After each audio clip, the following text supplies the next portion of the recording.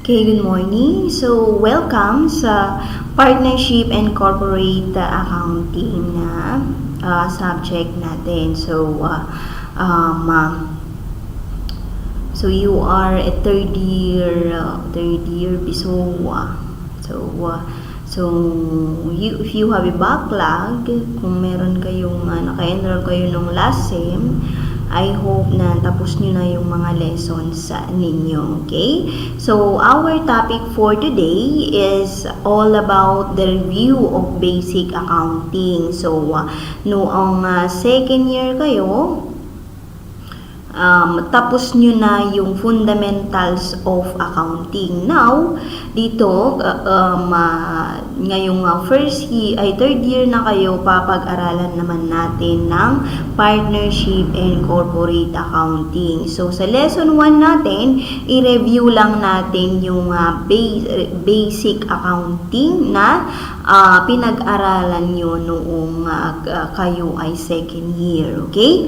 So, at the end of the lesson, you should be able to define accounting, enumerate the concepts and principles underlying financial accounting, and number 3, enumerate and explain the qualitative characteristics of financial statements. Now, the following video that I will na ipi-play ko is lecture ni Ma'am Carmela. So, tapos na kasi ito nung last sem. Ang estudyante niya dito is yung mga IT students, which is fundamentals of accounting 2. Now, ito sa BSOA naman, partnership and corporate accounting. Kaya gagamitin natin yung lecture video ni Ma'am Carmela para naman ma-maximize natin yung paggamit ng kanyang lecture. Okay? So, ipi-play ko yung video, pero kung may tanong kayo dun sa topic na yon, at tanungin nyo sa akin, tanungin nyo sa GC natin, or i-PM nyo ako. So, ako yung teacher dyan, pero si Ma'am Carmela Tolino lang yung nag-e-explain. Okay? So, ipi-play ko.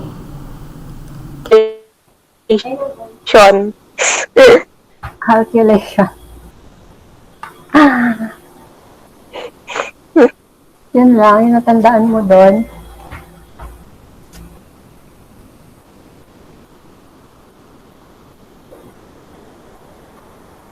Okay. Nasabi dito, accounting is the language of business. Now, it is the process of identifying, syempre, na-identify natin dito yung mga transactions na nangyayari din sa company. And then, process of measuring, mini-measure natin yung mga transaction in terms of quantitative and communicating economic information to permit informed judgment. Kino-communicate natin or pinipipray natin yung mga financial reports sa mga users. Okay, so, bakit tinawag na language of business yung accounting? So, diba yung language is, we use the language to communicate. So, kaya tinawag na language of business yung accounting. Kasi ito yung ginagamit natin para makapag-prepare tayo ng financial statements or yung financial reports. So, yung financial reports, ito yung nagsisilbing language natin sa mga users. Dito binibigay natin yung mga financial reports sa mga investors, sa mga shareholders. Ganun.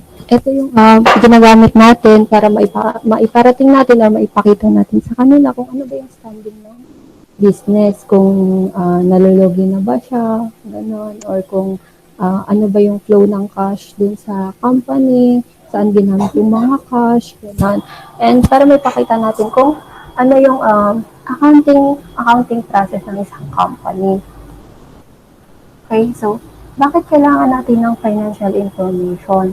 So, kailangan natin yung financial information ng isang company para makapag-arrive tayo dun sa isang decision kung dapat ba tayo mag-invest sa isang company or kung ano ba yung mga, kung empleyado ka naman dun sa company, kung ano yung mga magiging budget plan mo for the operation of the business. Kaya kailangan natin yung financial information. So, di ba ito yung tinanong ko sa'yo yung basic accounting equation? Naalala mo? Basic accounting equation. Yeah. Yes, ma'am. So, ano yung ibig sabihin nitong asset equals liability plus partner's equity? Partners. Yeah. Owner's equity or partner's equity.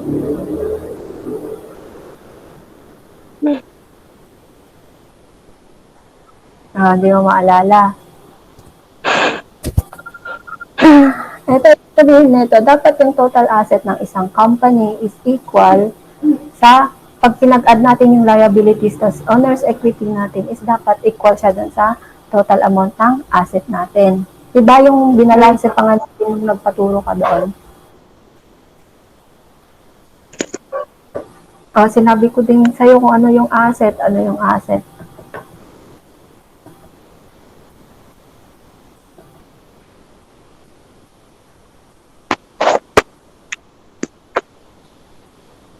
Skills, ano yung asset?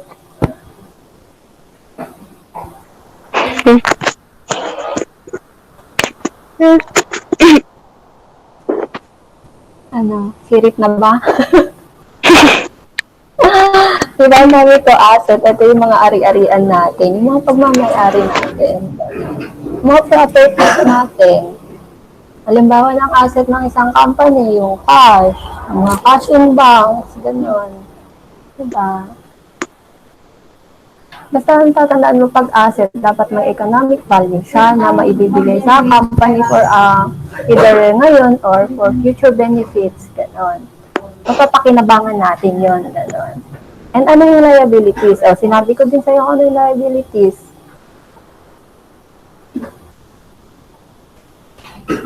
Ano? May debit and credit. Liabilities, ito yung mga utang ng company. Nalala mo, di ba sinabi ko sa'yo? Ito yung utang ng company.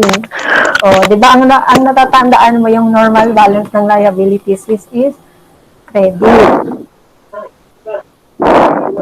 Yung equity, ano yung equity?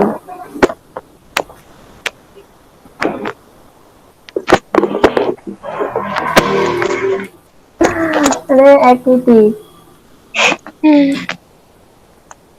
Ito yung mga investments, yung mga withdrawals ng mga yung mga shareholders, yung mga may-ari. Yung mga investment, yung mga capital, yung puhunan nila, dito mo makikita sa equity. Tapos kung ano yung mga withdrawals nila sa company, kung kumuha ba sila ng cash, gano'n, sa company, dito mo siya makikita sa equity section ng financial statements. Okay? Tapos, ito namang compare natin yung managerial accounting sa financial accounting. Pag sinabi natin managerial accounting, ito yung mga reports na pinaprepare natin na gagamitin for internal users lang. Yung mga nandun lang sa may loob ng company. Sila na yung gumagamit ng managerial accounting. Pag financial accounting naman, ginagamit ito ng mga internal or external users. Pag sinabi natin internal or external users, ito yung mga Pag sinabi natin internal users, ito yung mga empleyado. And then, kapag naman yung mga external users, ito yung mga yung mga creditors, shareholders, ganun sila yung external users natin. So, ang difference ng managerial sa financial accounting is pag managerial accounting for internal users only. And pag financial accounting, either for internal or external users, magagamit nila yan. Okay? Financial statements or financial records. Ang financial statements, ito yung mga yung mga statement of financial position, statement of financial income, mga ganun. Financial records or financial statements. Sa financial statements, piniprepare natin yung financial statements para maipakita natin yung liquidity or your insolvency or yung income ng isang company. Ma'am, kapsut boses mo. Pero narinig mo kanina. Kapsut. Sige, ulitin natin. Ulitin ba natin o narinig mo naman yung kanina? Ulitin lang.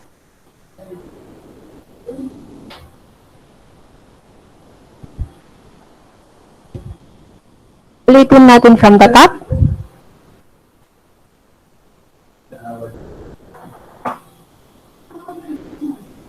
Cheers.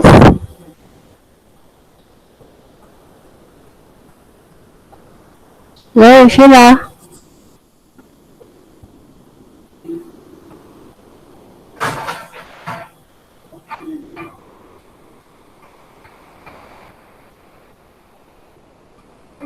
Saan hanggang saan natin ulitin? Eto, narinig mo naman to.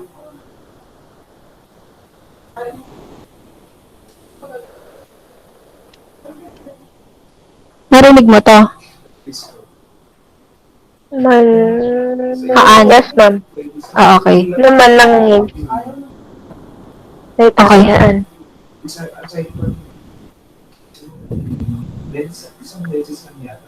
Eto, narinig mo. Eto, hindi pa. Yes, ma'am. Kasi di pa natin nade-discuss. Okay. Yung statement ng financial position or balance sheet, ano to? Sinabi ko din sa'yo to. Ano to? Statement of financial position or balance sheet.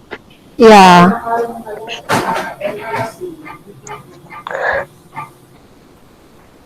Ano ito?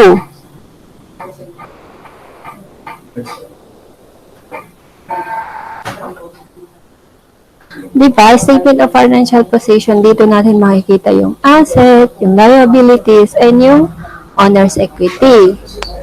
Tapos, di ba dito mo kino-compare yung ano, dito nagagamit yung basic equation ng accounting, which is the asset equals liabilities plus owner's equity. Di ba ito yung ginawa natin nun sa taas? Tapos nabalanse mo naman siya. Yeah, yan yung statement of financial position.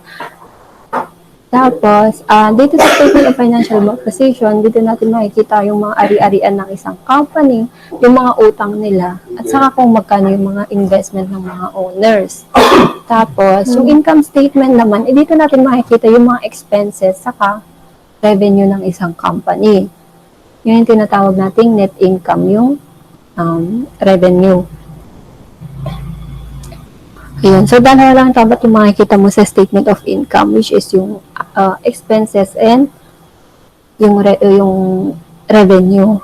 Tapos, din sa statement of financial position, ang makikita mo dyan is yung asset, liabilities, and owner's equity. Tapos, yung capital statement or yung tinatawag natin yung statement of changes in owner's equity. Dito mo naman makikita yung capital section ng statement of financial position. And dito yung mga yung mga initial investment ng owners, yung mga additional investments, yung mga personal withdrawals, and yung mga permanent withdrawals ng mga owners. So, statement of cash flow, dito mo na makikita yung flow ng cash ng isang company, kung saan nila ginastos, kung ano yung mga pumasok na cash sa company. So, dito mo sa statement of cash flow, makikita. Qualitative characteristics of financial statements. Yung qualitative characteristics of financial statements, ito dapat yung tagline ng isang financial statements. Dapat daw, una is understandability. Dapat yung financial statements na ipe-prepare mo is naiintindihan ng mga gagamit. Nagets? Tumagot ka naman. Nagets mo?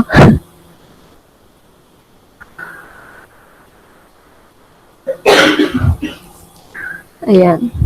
So, yung relevance naman, dapat yung financial statements na ipiprepare mo naman is, dapat yung kung ano lang yung magagamit ng mga, dapat magagamit talaga ng mga gagamit, ng mga users. So, paano nila magagamit yun? Dapat, timeliness daw. Dapat na iprepare mo or maibibigay yung financial statements on time. 'Diba? Kasi gagamitin nila yun para gumawa ng isang desisyon. Halimbawa, pag gagawa ka ng, ay mag-i-invest sila sa'yo dapat. So, dapat maibigay mo sa kanila yung financial statements kung kailan sila mag-i-invest, ganun. Kasi hindi naman na nila magagamit yung financial statements or financial reports na yon kapag nakapag-invest na sila, saka mo palang ibibigay yung financial statement, 'di ba? Huli na ang lahat. Ayan. So, yung adequate disclosure naman is dapat kung ano lang yung mga gamit ng mga users, yun lang yung nandun sa isang financial statements or financial reports. Huwag kang maglalagay ng mga irrelevant information. Halimbawa, yung kung magkano yung budget natin sa yung mga qualitative information kung magkano yung budget natin sa gagawin nating project next month, ganun. Kasi managerial accounting na yon. So, we're talking about the financial accounting. So, yung materiality, dapat daw it refers to the influence and information bears to the users of information. Dapat yung yung information na nandun is dapat makaka-influence sa decision making ng isang users, 'di ba? Dapat yung halimbawa yung amount is material naman to influence the decision of the user of financial information or the financial statements. 'Di ba halimbawa maglalagay ka doon ng loss natin last month is piso. 'Di ba? Hindi naman na material yung effect nun sa decision ng isang user o yung income natin last month is piso, ganun. Dapat material din yung amount and material din yung information. Reliability, dapat dapat yung financial statements is mapagkakatiwalaan naman. So, paano natin magkakatiwalaan yung financial statement? So, una is yung faithful representation. Ang tawag doon. And then yung verifiability, which is sabi nyo dito, is yung dapat kung sino man yung gagamit ng user, pwede na lang i-verify yung mga information na nandun sa isang financial statements. Pwede nilang i-verify sa mga sa company mismo. And then yung neutrality, dapat free from bias yung financial statements. Hindi mo dapat i-report kung i-report mo siya either loss or income yung nakuha ninyo sa isang operation ng company. Hindi yung i-report mo lang yung income para lang maging mabango yung yung image ng company sa mga investors or sa public. Dapat loss man or income, i-report mo parehas. Tapos yung comparability, dapat yung financial statements mo this year is dapat pwede siyang i-compare sa financial statements last year. So paano ma-achieve yung comparability? Dapat yung accounting methods na gagamitin natin is consistent. Yun yung consistency. Dapat kung ano yung accounting method na ginamit mo last year, yun din yung gagamitin mo this year. Okay, dapat pwede siyang i-compare. Kasi hindi mo naman siya pwedeng i-compare yung financial statements ng last year sa ngayon kung magkaiba yung method. Halimbawa, yung ginamit mo last year sa mga amount mo is yung mga historical cost. Then gagamitin mo ngayon is yung mga current value ng mga assets. Hindi mo siya pwedeng i-compare sa last year. Tapos, dito tayo sa accounting principles. Entity concept. Yung entity concept is...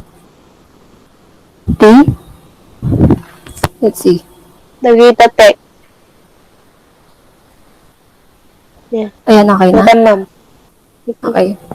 So, yung entity concept.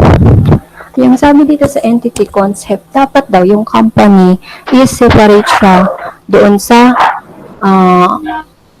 mismong owner ng company. Halimbawa, yung transactions ng hindi yung transactions ng owner, hindi mo siya, halimbawa yung personal expenses ng owner, hindi mo siya pwedeng i-report as expenses ng company. Kasi magkaiba yung expenses ng company, saka magkaiba dapat yung expenses ng owner. Ganun yung entity concept. Dapat may sari-sariling buhay yung company saka yung owner. And so, yung income ng owner is hindi yung income ng company. Ang income ng company is hindi dapat i-report as income ng personal income ng owner. Ayun.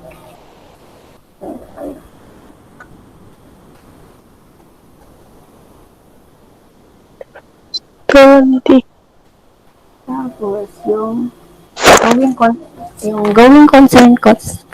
going concern concept is na-assume natin na yung company is will continue to operate forever.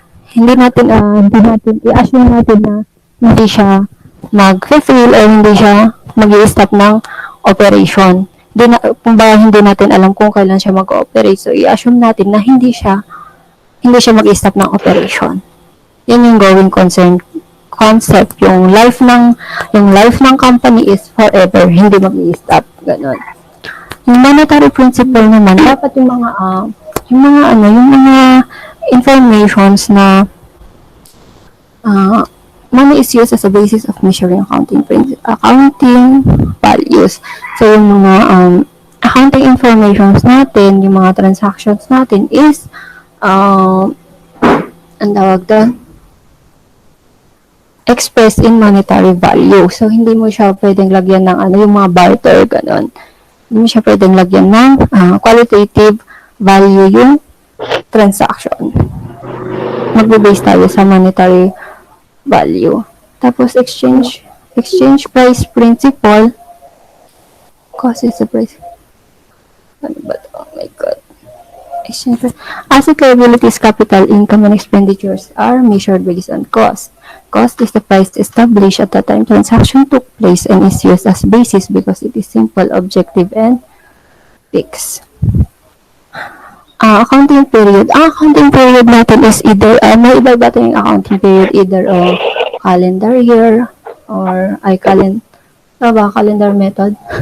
Pag sinabi natin calendar method, ito yung mag-start ng January to December yung reporting natin ng financial statements. Pwede din siyang quarterly. Prepare ka ng financial statements mo every after 4 months. Ganun. Or pwede din silang mag-start ng accounting period from August to basta 12 months. Ganun.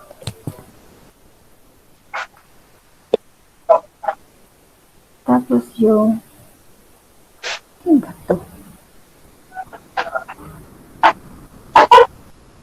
matching principle. Ayan. Matching principle is ito daw yung pag may expenses kang na-incur, magkakaroon ka lang ng revenue pagka may expenses kang na-incur. So, dito pumapasok yung yung kasabihan na there is no gain if there is no pain. So, hindi ka makakakuha ng revenue kung hindi ka magkakaroon ng expense. Diba? Diba sila? Kasi hindi ma'am. Siyempre, hindi mo naman hindi ka naman magkakaroon ng income kung hindi ka muna maglalabas ng pera. Wala namang papasok na hindi ka maglalabas, diba? Ano yun? Puro donation? Yeah. Okay. Tapos yung realization principle, revenue is recognized when earned. Revenue is considered earned once service has been rendered. So, realization principle states na hindi ka magre-recognize ng income kahit natanggap mo na yung pera kung hindi mo pa na-fulfill yung obligation mo. Halimbawa, nagbigay sa'yo ng cash para i-repair mo yung computer niya. So, hindi mo pwedeng i-record as revenue yung cash hanggat di mo pa nare-repair yung computer niya. Ganun. Accrual assumption naman, ito naman yung the principal service of satisfied and recognition. Ito naman yung nagre-recognize ka ng income or expense kung kailan mo natanggap yung pera or kung kailan ka naglabas ng pera regardless kung kailan mo i-fulfill yung obligation mo. Halimbawa nga yung nagbigay sa'yo ng cash para repair mo yung computer niya. The moment na nagbigay sa'yo ng pera, i-record mo agad yun as income mo. Regardless kung next year mo pa i-fulfill or i-repair yung computer niya. Okay? Naintindihan mo? Well, Yes, ma'am. Code of Conduct. Ito naman Code of Conduct is ito yung mga dapat taglay ng isang CPA or kahit hindi naman CPA, lahat naman tayo pag naging empleyado tayo. Ayan. Competence. To be competent, CPAs must have adequate knowledge and skills to perform their duties of providing relevant and reliable information. So, yung mga reports na prepare ng isang CPA is dapat in compliance with the law, yung mga regulations natin, and yung professional standards o yung mga accounting standard bodies natin. So, accounting standard bodies natin is halimbawa yung International Financial Reporting Standards. Doon tayo kumukuha ng kumukuha ng mga set of rules na ginagamit natin in compliance with our financial statements. Ang tawag doon. Kung sa yung ginagamit ng lahat ng wait lang. So, yung ginagamit ng buong mundo is sinatawag natin is International Financial Reporting Standards. So, yung ginagamit naman natin, yung adaptation naman natin dito sa Pilipinas is yung International Financial Reporting the Philippine Financial Reporting Standards. So, yun yung ginagamit ng mga CPA natin dito, yung mga public CPAs natin and yung mga outside auditors natin. Yun yung mga ginagamit nila. Doon sila nagko-comply sa Philippine Financial Reporting Standards ng Pilipinas. Yun yung mga accounting standards. Integrity, dapat honest and mapagkakatiwalaan yung actions or yung mga sinasabi ng isang CPA. Wala dapat hindi dapat siya nagmamanipulate ng records or hindi niya dapat dinadaya yung records ng isang company. Integrity, that's integrity. Confidentiality naman, dapat hindi dinidisclose or hindi basta-basta nagbibigay ng information about sa company yung isang CPA sa mga sa ibang halimbawa sa ibang company or sa ibang tao outside na company na hindi naman nangangailangan ng isang halimbawa pag yung CPA bibigay niya sa kahit sabihin natin hindi ka kompetensya ng isang company, bibigyan niya sa kapatid niya yung information or yung financial statements ng isang company. That is in violation of the confidentiality code of conduct ng isang CPA. Hindi siya dapat nagbibigay ng information about a company sa ibang tao or ibang company. Ayan, so objectivity dapat yung summary or yung conclusion dapat na sasabihin ng isang CPA or the external auditors natin. Halimbawa yung preparation of financial statements, yung mga notes of financial statements or magko-conclude siya na ilalagay niya sa financial reports na the company ay yung mga ginamit na method or yung mga ginamit ng accounting method na ginamit ng isang company is very fair or in compliance with the International Financial Reporting Standards. Hindi na dapat ilalagay yung ganun kung nakita naman niya na may violation na ginamit yung isang company or yung pandaraya. Dapat may objectivity yung isang CPA. Kung nakakita siya na may pandaraya, i-report niya sa financial reports niya. Ayan.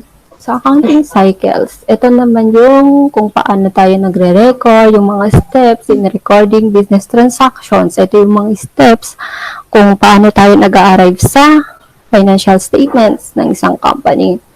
So, una, analysis of business transaction. Dapat, syempre, bago tayo mag-journalize, i-analyze muna natin yung transaction kung ano ba yung nangyari. Analysis of business transaction. And journalize, di ba alam mo naman na to yung journalizing entries, record mo na siya as a debit ba or credit ba, ganun. Kaya dapat i-analyze mo muna yung transaction kung saan ka dapat maglalagay ng debit, saan ka maglalagay ng credit, or kung anong account yung ide-debit mo or kung anong account yung i-credit mo. Ganun. Journalizing after. Tapos posting, transfer debit and credit from the journal to the ledger. Ginawa din natin to Nasa activities siya na counting ha. Transfer debit and journal to the ledger. Yeah. Di ba after journalizing is isa-sum up natin yung yung mga halimbawa yung lahat ng total ng cash, lahat ng transaction ng cash lalagay General ledger. General ledger. Yeah. Lahat ng debit saka lahat ng credit na cash. Ayan. Prepare an adjusted trial balance. Ito namang unadjusted trial balance is yung trial balance which is yung makikita mo dun yung asset, liabilities, owner's equity, income, and expenses.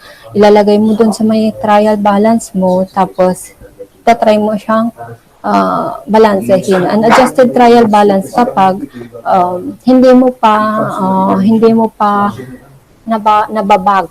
nababago yung mga amount after mong i-post yung mga after ng mga transaction na panibago. Yun yung unadjusted trial balance. Hindi mo pa nababago yung mga amount after ng mga transactions na nangyari ulit. Tapos, prepare and post the adjusting entry. Siyempre, mag-prepare ka ng adjusting entries. Halimbawa, yung yung equipments mo, di ba, nag-depreciate na siya. So, ngayon, magre-record ka ulit ng depreciation. Kaya, i-adjust mo ulit yung entry mo. Adjust mo na yung entry mo. Di ba, every year na nag-depreciate yung yung equipments, ganun. So, ayan. Tapos, prepare the financial statements. Ito na yung, i-prepare mo na yung financial statements mo, yung statement of financial position, statement of income, statement of changes in owner's equity. Prepare and post closing entries. Ito naman yung, i-close mo na yung mga nominal accounts dun sa mga temporary accounts. So, example ng mga nominal accounts is yung mga expense accounts, yung mga revenues accounts, yung mga contra asset account, which is yung mga accumulated depreciation, gano'n. And syempre, yung sales. Yung sales is i-close mo siya sa income summary. Tapos yung prepare the reversing entries. So, optional naman yung reversing entries. Halimbawa kasi, pag prepare mo talaga yung financial statements ng ang tawag doon, nang walang pandaraya. Siyempre, yung mga namadunong entry dati, i-revise mo siya. Ngayon, if ever man na yung, ang tawag doon, yung income is nailagay mo sa expense, dapat i-revise mo siya. I-revise mo siya dapat ngayon, sa current year, before ka mag-close ng books ng isang company. O, diba? Ganun. Prepare reversing entries. Pero yung iba kasi is dinadirect na nila agad sa may finance. Binabago na agad nila yung amount ng income. Hindi na sila nag-e-entry ulit. Nagre-reversing entry. Basta-basta na nila binabago yung amounts dun sa may financial statements. So, hindi na sila nag-e-entry. Ganun. O yung iba, binubuksan nila yung books nila last year. Yung pandaraya naman yun. Bubuksan nila ulit yung box nila last year. Papasok ulit nila yun. So, hindi yun mag-a-appear sa financial statements mo ng current year. Ganon. Ganon po ba? Ay, wala na. Hanggang dun na lang yan. Kontak kay Zoom. So, yun.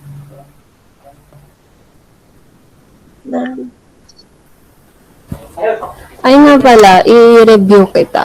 Ano yung mga ano yung mga asset na nagde-depreciate? Yung mga na-encounter mo? Ha? Yung mga asset na nagde-depreciate, yung mga na-encounter mo sa accounting 1, yung mga dinidepreciate mong assets.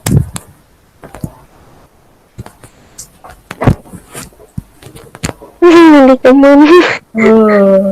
Di ba, yung mga furniture and fixtures, yung mga equipments, yun yung mga dinidepreciate natin, di ba? Ay, yung equipments lang? Oo, yung mga furniture and fixtures. Eh, yung yung, di ba, pagka yung, ang depreciation is yung mga bumababa yung value.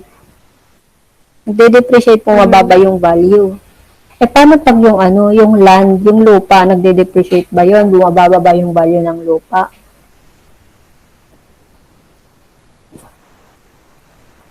Di ka mo. Hindi, di natin dinidepreciate yung land. Nag-appreciate pa nga siya. Tumataas pa yung value. As time goes on, ganon. Ba?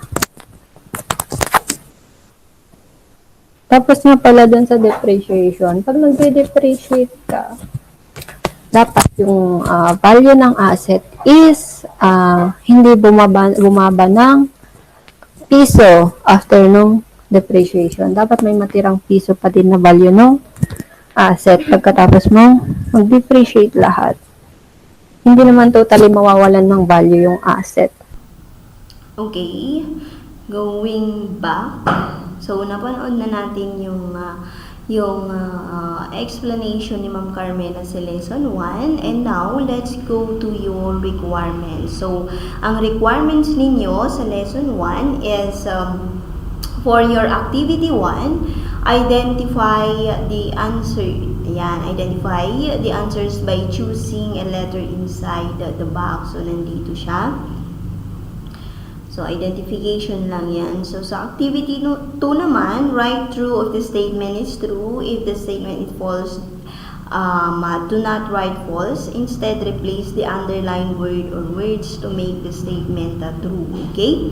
That is for your activity 2. So, modify true or false. Yan. Okay? For your activity 3, answer each question in the minimum of 10 sentences. Okay? So, accounting has been called the language of business. So, kung napanood nyo yung video ni Ma'am Carmela, nandyan sinabi niya, bakit nga ba language of business? Yung sinasabi natin sa accounting. Okay? In what respects would you agree with this description? So, how might you argue that this description is deficient? Okay? Number 2, do you think college students should be required to study accounting regardless of their course? Okay, defend your answer. How is accounting being related to business? Okay, so that is the 3 questions. That are the 3 questions for activity 3. So you have activity 1, 2, and 3 to accomplish for lesson 1 ng partnership and corporate accounting. Okay, so that's it, and see you sa next lesson natin. Okay, bye-bye. God bless.